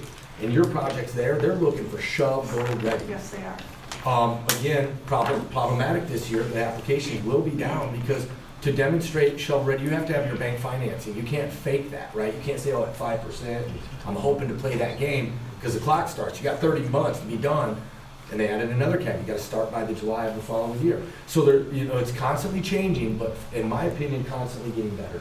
More opportunity, and again, your legislators, your elected officials locally, the state, that's who you really need to needle. But it's very obvious to everybody right now what's going on. So I don't think there's anybody with their head in the sand, too many, maybe a couple 80-year-old senators, but most of them, this is a global problem because it impacts your ability to get nurses for your hospitals, your teachers for your schools. This is a bigger problem than just housing. For a community to be vibrant, you need all these positive things. So Rochelle, let's just finish up with you, and then we'll hop over to Chad. So I just want to let you know that we did apply for, they came out with the Iowa Finance Authority came out with the repair program, and we did apply for that, and that's pending. They asked me some more questions, so it's one of those deals. And then we did apply for a regional first-time home buyer program too for 15 homes. So that would be on top of, we wouldn't be utilizing the housing trust fund with that. That would be separate. So we could assist some others. So we're not really on the new build stuff. I mean, we can help write the grants and do those type of things, but we're really on the rehab. And like everyone said, there's a ton of programs. We just need to kind of fit it with what works for the communities and the developers. Val, can we segue back into what, like maybe Gary could talk about like what's going on, like what's happening within developing stuff? Yes, we can, but first I need to segue to Chad, and then we'll loop it all. How's that? So Chad Pelly is a real estate developer, if you haven't figured that out, and civil engineer with a profound commitment to addressing the issue of affordable housing. And he does have a strong focus on Eastern Iowa and has dedicated his career to creating housing opportunities that are accessible and sustainable for individuals and families facing financial constraints. And so Chad is someone I got introduced to, opened up the door, have had a lot of conversations, and obviously Chad is a talker too, and I've learned a lot. And so I definitely wanted him to be a part of our panel tonight because I think you have some other things that would be great to share. And yes, he has had to go through the process of the paperwork and the issues with that. And I just think that is a scary piece to all of this because it's heckin' overwhelming. So Chad, I'm gonna just turn it over to you. And then after that, we're going to pull it together somehow. I'll try to be quick. Honestly, I'm no expert, okay? My background's an engineer. I'm a structural engineer, civil engineer. I did that for 15 years. And honestly, I watched, quite frankly, about 40 grown men, developers with no real license requirements, make a ton of mistakes. And we can get into that, take like 6 days to tell you everything I learned by being their civil engineer. But most importantly, what we were able to do is we actually transitioned, and we started, the first project I did was in the Roots program and post-flood, and nobody, again, because developers are good old boys, they don't know it. They are going to say it's a horrible idea, don't do it. Well, I'm an engineer, and we started pursuing these tax credits. And so fast forward, here we are. Our company that I started in 2019 with my brother and my best bud, We're a full-fledged development company. We build about 50 homes a year. We develop our entire neighborhoods. We master plan large tracts. I mean, for large, 180 acres in Marion, 300 out in Whitefish, Montana, another 60-acre agri-community development through Lynn County that they went through a disposition and we were awarded that project. So we're trying to do what I say is develop neighborhoods. And I think all of you have hit on it. I grew up white trash poor. And we struggled. My parents never owned a home. And if it wasn't for my grandparents owning this dilapidated, ran down house, we wouldn't have had a home, period. As I got later in my career, I could see that all these developers catered to a 3-stall garage suburbia, right?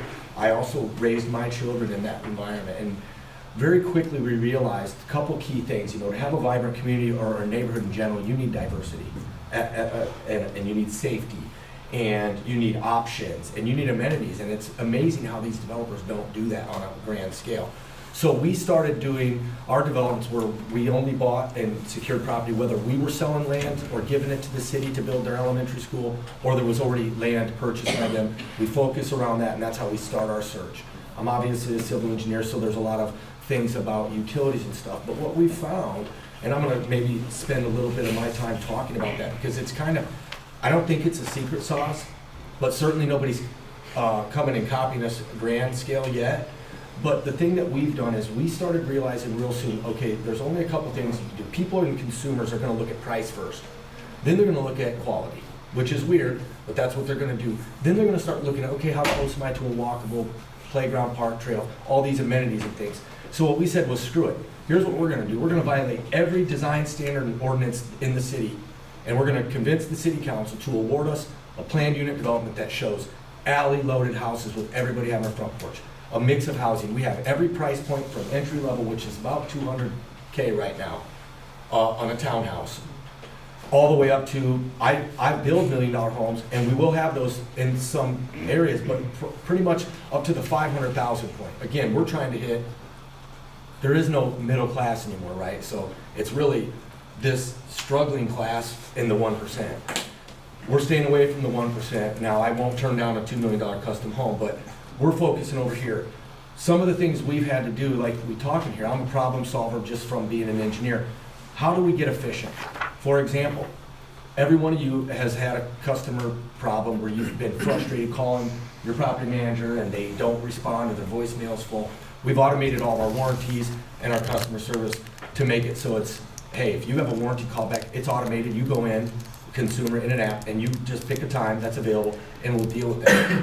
It's efficiency. We've also, for example, cabinets, and I'm sorry for any of you building suppliers in here, but we're building enough units. If you take our 200 to 300 multifamily, add it to our 50 houses, we're able to now deal our own cabinets, a higher quality cabinet, and we're saving 60%. Now, we're not eating that in profit. We're saying, how do we beat every single builder in the markets we're in with a higher quality home that we control with our subs? They want to work with us, right? Okay, you can leave your concrete splatter on the siding when you're doing it for Skogman. When you're doing it for us, you're going to clean that off. So the expectation, the accountability comes into play. Constantly in our meetings on Monday, the ownership group is constantly talking about ways that we can streamline, use technologies. It's blown my mind that we haven't embraced as an industry 3D printed homes out of concrete because of the better quality, the control, the construction costs, the fire retardant capabilities, the energy efficiency. I can go on and on, but I think it's that good old boy mentality. We're saying throw that all out the window. If it makes sense and it saves money but doesn't compromise quality or improves quality, then we should be looking at that. And don't be closed-minded to, oh, that's a crazy idea. Because some of the people in our organization, for example, I hired a dishwasher. Why? Because I needed somebody with a work ethic. This dude was making like 12 bucks an hour. He is the best trim carpenter a year later because he was mentored and taught than any other trim carpenter I've seen do a $5 million house. So when there's a will, find those people, right? So how do you have those partnerships, those relationships? For us, it's taking each one of these and getting back to your 5%. That's why that resonated so well. We're able to beat the pants off. And again, if you don't have a big machine needing a 20% margin to cover your overhead, you can charge 8% or 5% on your return of investment and make money. Another thing we've had to do, and you said it, we've never leveraged over And we never leverage over 60% on our loans for multiple reasons, and right now is why. We have all kinds of equity in there that if we need to can sustain, because you're right, it will work. I said it earlier, 6%, it's a magic number, 6% interest rates work for most of our projects. On the homes, it's gonna be more, but how do you shorten that window? We have all winter long, our framers are not outside fighting the elements in an unsafe site that's compromising quality. We're in our warehouse building 26 homes in the winter months. Our employees are happy, they're safe, the culture's good. You know, we've done these things, we do a 4-day work week. So how do you attract that talent that you're looking for? Not the kid on his phone all day, somebody who has pride. I know that's rare now. Is that a deadly sin? I don't think it's the same pride, right? But again, you know, this COVID, this last few years have really opened our eyes to the problems our world has. We have a complacency problem that's, you know, I don't know when it'll end. If I had $1 for every time someone blames COVID, indirectly, oh, it's a supply line. Well, I'll go to your competitor who doesn't give me that excuse, right? I think it's kind of like kids these days. You know, everybody thinks they're lazy or dumb. No, they've been enabled. You know, my age got the belt if you said you needed to stay home from school because you were sad or whatever. And I'm not saying that's right, but that's the difference. You know, generationally, you have that. I mean, I remember my grandparents saying, you guys are the good old days, right? I think this problem is what you guys, and I'll wrap up with this, it's a community or state or national problem, right? And so when you think of it like that, and as everybody said, this is a partnership amongst a whole lot of groups, right? And I think you need to start thinking like that and get creative and get with these programs and layer them and as everyone says, and make it happen. But I think it really comes back to the community. You need the community buy-in on so many levels to make it work. And you guys are all gonna suffer if it doesn't, because every one of you has a stake in this community. So these issues that we talk about coming up, shortage of housing, lack of finance, all these things, they're your problem, you own it. And so the more people that buy into that, the more bandwidth you have to solve those problems. Because there are solutions. We do it every day, and it's gotten tougher. I loved the days when nobody was applying for tax credits, both programs, and we were getting $8 million a year. I was like, man. And everybody's looking at me telling me I was crazy. Oh, those are too cumbersome. They're too complex. They're really not. And it's real simple. You close it, you build it, you get an accountant to turn in the money, and here's a tax credit that you can sell. My banks will buy them at $1 for $1, whoever's financing it. Worst case, sell them to Nestle, 95 cents on the dollar, so 950 grand subsidy in one tax credit award, right? So I think, again, I'm no expert or have the secret sauce, but I think we've got to change that mindset of the good old boy club way of doing things. I'm excited about the future because I think technologies, I think materials, I think some of these things you're going to see out of necessity start being embraced more. I'd love to see Zach Manheimer and his group that was up in Muscatine 3D Print, and Debbie's giving them some money. Get that figured out because it's still a little expensive. And again, around here, it's like everybody's like, oh, you think they're bringing in a trailer park. But you go out in Utah, and you go out to some of these bigger communities where they've got the demand, they're printing a whole street in a week, and it's like, wow. And then you start thinking about, like I said, those benefits of that type of construction. The stigma's dropped. Kind of like when I was younger, you had to go to college. Trades were horrible. And now everybody's preaching trades, right? My own kids, don't go to college. That's a waste. I don't want to pay for it. I won't pay for it. And I know that's crazy to hear. But the reality is, if you have any kind of entrepreneurial mindset or any kind of work ethic, and you go into a trade, within 4 years, you'll own your own company. And you'll be able to set your own pace. So anyway, I'm excited. This is honestly rare to see this kind of situation. I was glad to come and be invited. Val mentioned, you know, I didn't say no yet. We took a look at if we could make a project on the 6 acres. And we went through it, we bid it out, we came up with plans and everything, and it's just not there. I will say, one of the big ones there is the TIF was utilized on a grander scale, as you mentioned, putting in infrastructure to drive commercial stuff. Had that TIF been there, that might have been the tipping point. Again, sometimes these projects take 4 years, and that's often, to get through 3 cycles of turn down on applications to the state, but eventually they layer up. Don't give up. If the project, I mean, you can listen in on the scoring meetings too at the state level. You'll know, which is horrible, because you're like, the next guy on the list that didn't get financed. Well, you know what, too bad, but go in next year, because you probably will. Or like a year like now, where there's a lot less applications due to the climate of the financial world. So I think this is really refreshing to see. And I can tell you right now, I haven't seen this in any of the communities we work in at all. This kind of a dialogue or this type of a group pulled together, so kudos to that. Well, and I want you to know, I mean, in the room, I mean, we have city council, we have planning and zoning, we have employers, we have builders and people from plumbing, electrical, and I'm probably missing people, but anyway, we just wanted to make sure that if we have enough in the room, that we can figure something out. And so that kind of brings us to, because now we're getting close to 8 o'clock, but it's like, there's programs, there's people, there's information, there's data, there's people that want to make things happen. Where do we go from here? And it sounds like, Daryl, you would like to kind of see where we're at because of what we've been doing at the city. And so Gary Bowden is going to summarize that in some way. Okay. Hey, the answer is no. The answer is no if you don't ask. Right? Daryl, one of the reasons why we've done this meeting tonight is to get everybody else kind of up to speed. Because this is the stuff that Sarah and Val and I have been doing on a very detailed level with these people for the last year, 18 months.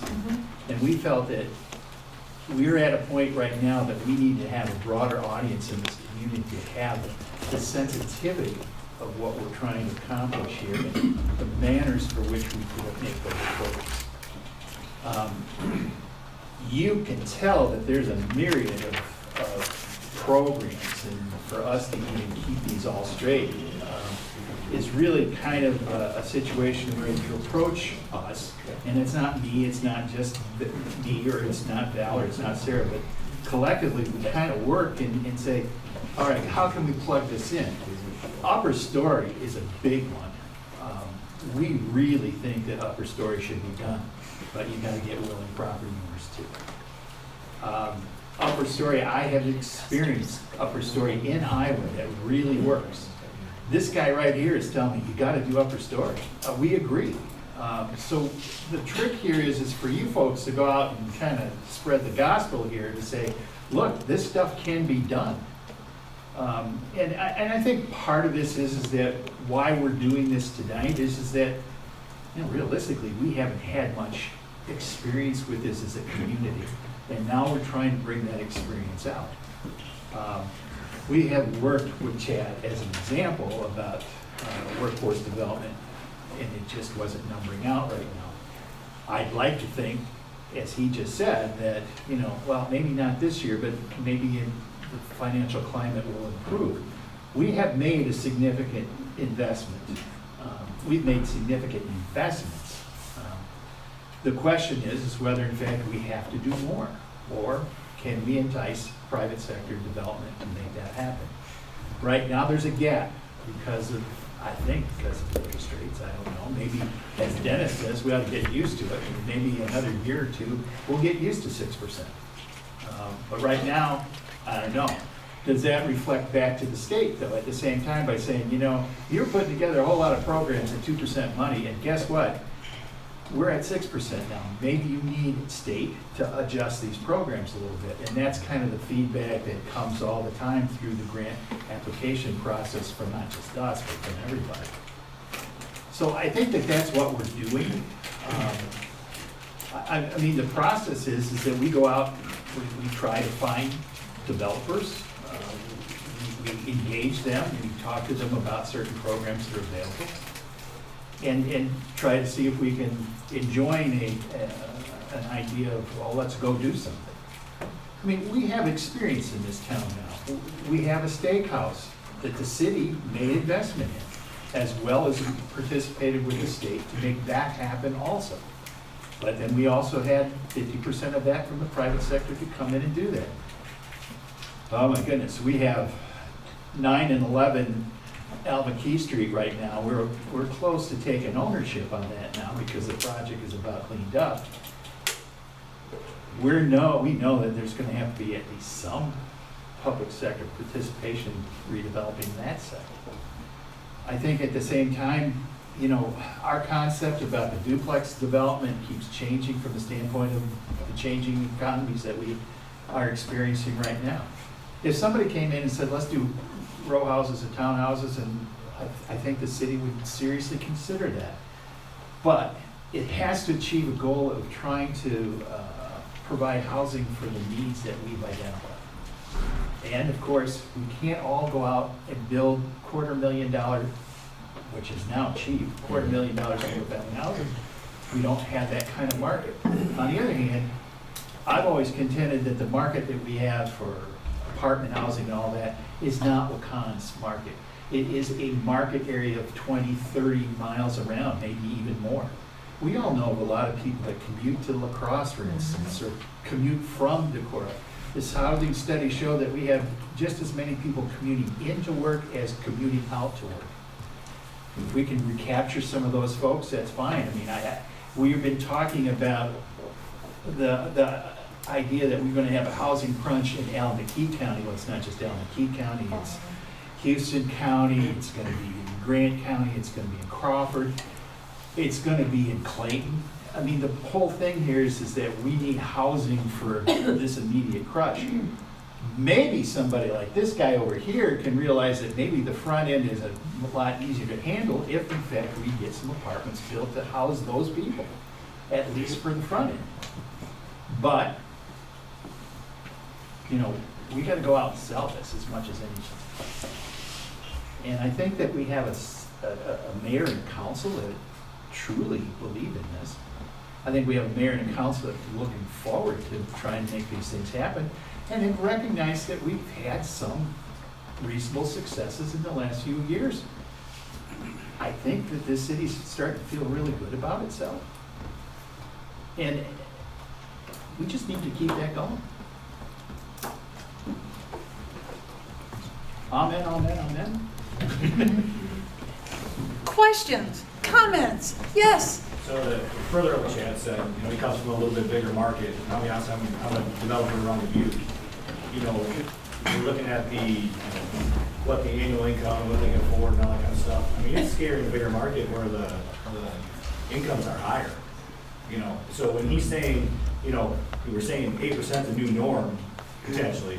The problem is that 8%, it used to be materials that come down. We'd offset. Our building cost wasn't near as much. Well, that hasn't happened. Something always offsets the other thing. So you got high building materials, high building costs with 8% interest. It's hard to get that to meet in the middle. You know, you can't, I mean, you look at a project like this and kind of like what he said, you start getting 8%, you just start being $1,200, $1,300 a month for rent. And to get to even remotely pencil out, and that's not like you're, you know, it's not like we're going to retire next year. That's just to cash flow is the problem. So, you know, obviously working with the city and that kind of stuff, trying to figure out how, you know, you can incentivize and try to make, as a team, make it work. But I mean, it's unfortunately, even as a developer, you try to use up as much as you can and try to work together as much as you can. But I mean, it's tough. I mean, you're looking at having to almost make it 50% less to even get it to pencil out. So if you got a $2 million bill, you know, you got to get it less than $1 million for it to even pencil out for what you need to be able to ask for a reasonable rent for a blue collar person. Do you guys do any accessory dwelling units? We've got a development coming up where we're doing the accessory dwelling, so the carriage house over the garage. And again, the mindset is the young couple can afford X, you know, a $250,000, $300,000 house, but want it to be four. Okay, here's an income. And again, the traveling nurses. I mean, we've got this phenomenon with these. I call them the short term, not the Airbnbs per day. I do a lot of them in our downtown projects. We'll have Airbnbs in there, but really we're negotiating 1 month, 3 month, 6 month contract employees and things like that. Again, different type of product. Most ordinances don't allow it in most cities. Again, we wrote the PUD. I said it earlier. The answer is no if you don't ask. I asked some crazy stuff, and believe it or not, sometimes it's just crazy enough that it's bought into, and it may work. I've mentioned that in our community to people at times that we ought to consider PUDs and PCDs to actually do these projects as they fit the market as opposed to fit the zoning. Zoning code in small towns are archaic. And they're written with prescripts that sometimes are even pre-World War II. I have never been keen on the idea that we got to cookie cutter everything into just this exact place as far as the zoning is concerned. And if anybody came up with a creative idea about putting together a PCD, I'd be more than willing to try and work with a developer on behalf of the city to do that. But we have to think outside the box to do that. And we're in an environment where we have no choice but think outside the box. And I think that that's maybe part of the takeaway here is that zoning code, even the zoning code that we have, I mean, I work on variances all the time because we overlaid a zoning code onto a city that had been developed 40 and 60 years before the zoning code showed up, and it's all of the uses are non-conforming. It doesn't even make sense. So all I say is that the zoning code is good for new development, but then in that context, I'm going, if you got a PCD, let's not worry too much about the zoning code. Let's worry about the quality of the project and how it fits in the community and the environment of stormwater management, and traffic, and that sort of thing. This is way beyond just the idea of an archaic zoning code. But that is kind of part of the other pieces of the puzzle that we talked about in regard to ordinances and other low-hanging fruit, although that's difficult too. But those are the other pieces that we need to work on, which we're working on. And I can about imagine when we come out with this idea of if you are a landowner that we want certain things in place that I'll probably go over like a fart in church. But you know, we also agree that we probably need some of that stuff. I mean, it's not to harass anybody. It's to try and have something to work from. Just like when somebody asks us how many rental units there are, I mean, it kind of takes some doing because of all these houses that have been redone. And so then you look at the water bills and you hope that you kind of have a number and all this good stuff. So anyway, now that it's after 8 o'clock and everybody's like really tired of talking about housing, I don't know what's going to happen. We have Sarah and Gary and myself have probably talked to 10 different developers to try and get ideas and people that have been outside of the area to help us understand what goes on. And John, thank you for being here. And definitely Chad, thank you for being here. And for all of our construction people that are in the room, because it is going to take a village to make this happen. And we can come up with reasons to be negative and all that good stuff, or you don't agree with the numbers or whatever it might be, but I would hope when you walk out of the room, you would be like, we obviously need housing. All right, we obviously need to work on this, and everybody in this room needs to really step up and be a part of it. And if you feel that you've been slighted or ignored or whatever, then come and talk to me and I will try and figure it out, because Rochelle and the city and everybody else in the room, the bankers, we want to make it work. But it is not the easiest thing for me to get my arms around either. Anybody else have a comment or something they'd like to say, or does anybody want to write out a really big check before they walk out the room? Arvin. I don't want to write a check. Oh, okay. That's okay. Mayor Arvin. I would just like to thank you guys for being here, first of all.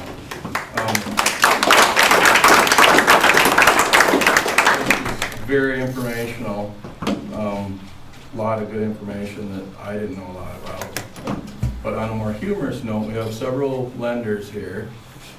We have an aggressive, energetic developer and another one here. Let's have Shark Tank. I'd rather work together with them. You guys work together. That's what I mean. You guys work together, but let's do a little Shark Tank. That guy is the Shark Tank. Yes. He says he's out. Howard. Come on, Mr. Wonderful. Come on. You gotta lend that money, you said. But before you walk out of the room, I mean, a lot of you should probably know each other. If you don't know somebody in the room, you should probably know who they are, or hand them your business card or something, because this is a way to network, and this is a way to open up the door. And if you want my business card, I'd be happy to give it to you. Chad always says hugs, not shrugs. And I think Hugs, not shrugs. that can go a long way, especially in this town. And let's thank our council and our manager. I think people don't understand how much work it is to get things rolling. You know, you hear things and you hear bits and pieces, and these are the guys and gals that are in the trenches actually making it happen. So don't think that you're not appreciated, because you are, and that's what it takes. So I'm hoping what happens collectively out of this is that you can dispel misinformation and try to arm people with the actual right information to keep things moving forward, because I think it's exciting what's going on in our town right now. So yeah, I'd like to thank everybody else for all your comments and questions as well, and Gary and Val and Sarah for. Anybody that managed to speak up? Yeah. Yes! Yeah, I am from Elkader. Elkader just last month got their rural housing readiness assessment plan back from the state. And so you guys are ahead of us by 6 or 8, 9 months, whatever. I'm just saying, I'm really impressed with what you've done so far. Well, thanks for coming, because we're all in it together. Yes.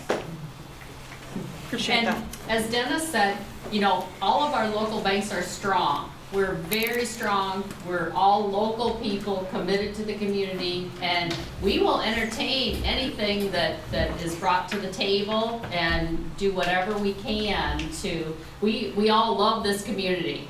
And from a lending perspective, you know, we'll entertain any, you know, prospective projects, but it has to cash flow and all of those things, and construction costs, and that's a real issue.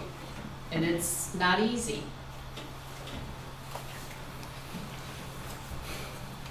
Well, thank you. Okay, who wants my business card? I know where to find you.